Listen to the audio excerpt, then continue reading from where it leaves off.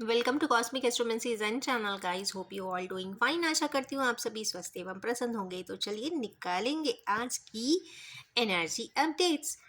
As usual I will be drawing only 6 cards. वाह, ace of sword से शुरुआत है। क्वीन ऑफ वैंड्स ऑटोमेटिकली आया भाई। 4 5 एंड 6।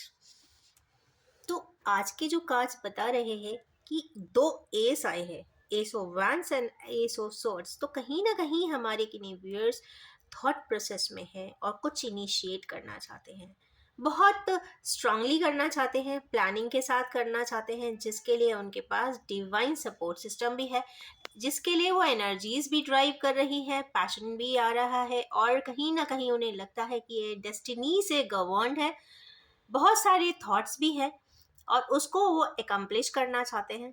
और चूंकि सोर्ड का एस है तो वो भी बता रहा है कि डिवाइनली गाइडेड जर्नी तो है, पर साथ में कुछ ना कुछ प्लानिंग के साथ चलना होगा, वरना यहाँ पे त्रुटियां या परेशानियां कुछ हो सकती हैं। कुछ ऐसा भी दिमाग में है, बट चूंकि एस ऑफ वैंड्स है और कंफर्म है तो ऐसा दिखता नहीं है कि कोई प्रॉब्लम आएगी। नेक्स्ट कार्ड है यहाँ पे क्वीन ऑफ वैंड्स का। क्वीन ऑफ वैंड्स जब भी आती है तो ये एक ऐसी पर्सन के बारे में बात करते हैं जो काफ़ी वर्कोहोलिक होती हैं, एनर्जेटिक होती हैं, पैशनेट होती हैं और कुछ ना कुछ वर्क करती रहती हैं। चूंकि क्वीन है तो थोड़ा सा इमोशनल साइड भी होता है, इर्रेस्पेक्टिव ऑफ द जेंडर। यहाँ पे क्वीन आई है तो इस तरीके के किसी के भी पर्सनालिटी ट्रेट्स हों तो उस पर ही अप्लाई होगा। तो you can also check it according to your own traits, क्योंकि ये जेंडर फ्री रीडिंग है। क्योंकि एनर्जीज यहाँ पे ये नहीं बोलती हैं कि ये मेस्कुलिन के लिए है कि फेमिनाइन के लिए है, यहाँ पे सिर्फ एनर्जीज आती है। तो एनर्जी जो है पैशनेट है, वर्कोहोलिक है, एक इनिशिएटिव के साथ करना चाहती हैं जिसमें ग्लोरीफाइड रहे, क्राउन भी रहे, अथॉरिटी भी रहे, प्रमोशन भी हो, ग्रोथ भी हो और डेवलपमेंट भी आगे दिखाई दे और वो सबके लिए सब कुछ कर सके।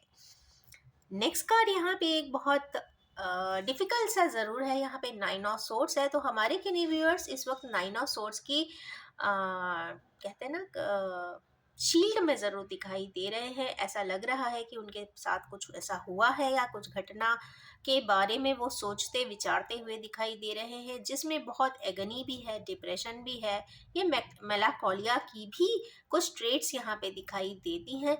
आप नींद से भी जाग जाते हैं और कहीं ना कहीं उठ के कहते हैं ना, नींद टूट गई और उठ के बैठ गए और किसी पुराने किसी इंसिडेंट के बारे में सोचने लगे, सिचुएशंस के बारे में समझने लगे और काफ़ी तकलीफ में आ गए। तो ये एक कार्ड ज़रूर है। यहाँ पे 9 ऑफ सोर्ड है तो ये काफ़ी डिफिकल्ट सा तो है। नेक्स्ट कार्ड है यहाँ पे 7 ऑफ सोर्ड्स। 7 ऑफ सोर्ड्स यहाँ पे कहीं ना कहीं ऐसा लगता है कि जब इंसान कोई चीज़ इग्नोर करता है, रिजेक्ट करता है, डिजेक्ट करता है या फिर उसको ओवरराइड करता है या ओवरलुक करता है और आगे की तरफ बढ़ जाता है काफ़ी बड़े बड़े डग से, मतलब बहुत स्पीड में चला जाता है, पर जब वो पलट के देखता है तो क्योंकि दो सोर्स अभी भी हैं, डेस्टिनी अभी भी वहां पे स्टैंड कर रही है। इसका मतलब है कि पीछे पलट के देख रहा है कि जो मैंने शायद छोड़ा था, डिजेक्ट किया था, कहीं ऐसा तो नहीं कि वो मेरी डेस्टिनी का ही पार्ट था। तो यस, यहाँ पे वो डेस्टिनी का पार्ट है, क्योंकि यहाँ पर कहीं ना कहीं फ्लैग दिखाई दे रहे हैं। 3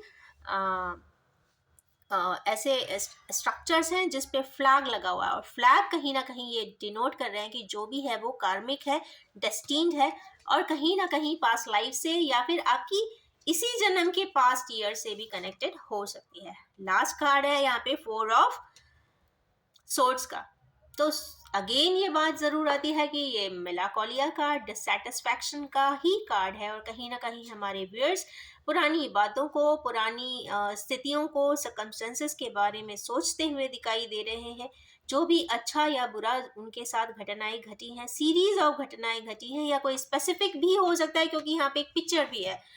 तो जब पिक्चर आती है तो इसका मतलब है वो सर्कमस्टेंस ऑलरेडी हुआ या घटित हुआ होता है, उसके बारे में सोचते हुए दिखाई दे रहे हैं और कहीं ना कहीं काफ़ी डिसअपॉइंटेड भी हैं, फ्रस्ट्रेटेड भी हैं और उन्हें समझ में नहीं आता कि आगे की तरफ क्या करें, क्योंकि कहीं ना कहीं वो चीज़ें, वो सिचुएशंस, वो सर्कमस्टेंसेस यहाँ पर इनकम्प्लीटनेस दे रहे हैं, सेटिस्फैक्शन तो होने ही नहीं दे रहे हैं, और कहीं ना कहीं कर्मा लीड जो हो रही है वो बार बार ब्रेक हो रही है।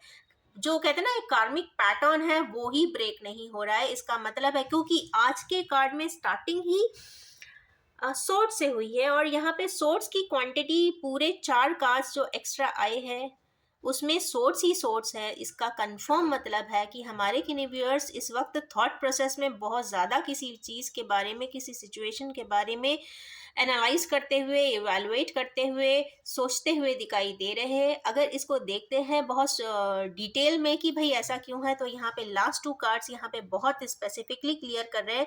4 और 7 मीन्स राहु एंड केतु दोनों आए हैं। जब भी राहु एंड केतु किसी रीडिंग में आते हैं वो भी 9 सोर्ट्स के बाद कहीं ना कहीं बताते हैं कि भाई जो भी है, जो भी सर्कमस्टेंस हुआ था वो भी डेस्टिनी का ही पार्ट है। तो ये ना सोचें कि ऐसा क्यों हुआ, ऐसा होना ही नहीं चाहिए था, ऐसा हो ही नहीं सकता, क्योंकि अगर घटना घटी है तो वो कहीं ना कहीं आप ही के डेस्टिनी का पार्ट था और आप ही के डेस्टिनी का पार्ट है। क्योंकि यहाँ पे इनिशिएटिव बता रहे हैं कि अभी इस मैटर मैट्रिक्स को लेकर जरूर कोई ना कोई इनिशिएटिव आपको लेने की जरूरत पड़ेगी ही पड़ेगी।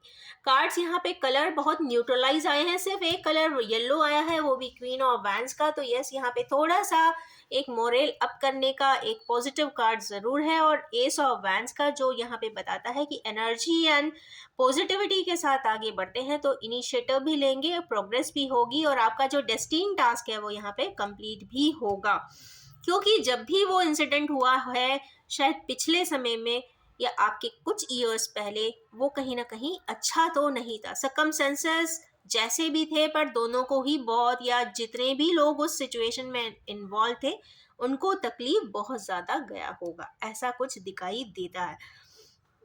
तो ये रही आज की बड़ी थॉटफुल सी, एनालिटिकल सी, डिफिकल्ट सी एनर्जीज। और इस एनर्जीज के साथ जो लोग भी रेजोनेट करते हैं या जिनके साथ भी इस तरीके का कोई प्रॉब्लम चल रहा है, तो यहाँ पे बस इनिशिएटिव पॉजिटिविटी के साथ लेने की यहाँ पे एक डायरेक्टिव ज़रूर दिखाई दे रही है।